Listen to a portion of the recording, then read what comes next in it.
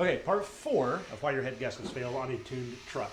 So we're going to take this stock, very lame, smoothed out pressure graph, and we're going to change one thing. We're not going to change ignition advance, but we are going to increase pressure, and when we increase pressure, we get the heat release sooner.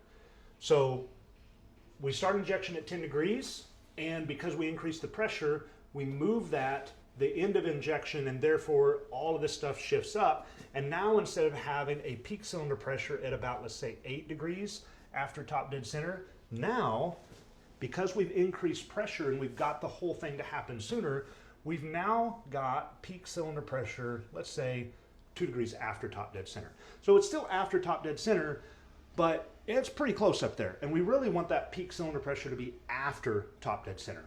So the other thing that can do the very same thing is we can just take this black graph.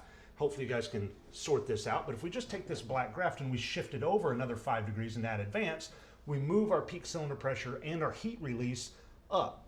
The graph will change ever so slightly. I wish I had a computer model to model this all for you in here, but you would move this up and therefore your peak cylinder pressure would move up, and it would go up slightly. It would go up slightly because you're getting it up here with a piston. There's not as much room when the piston is really, really tight up there and you a couple degrees. The piston doesn't move a lot in that first 15 degrees anyway, but it is slightly there. When you add pressure and you get that event to happen much sooner, you see a higher peak cylinder pressure.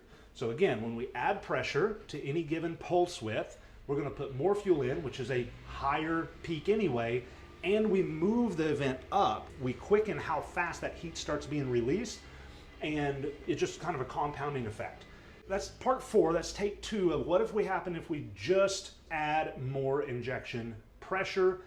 The other side of it would be if we just do timing. So if we just do timing or just add pressure, we're going to shift the same basic curve up. So that's part 4.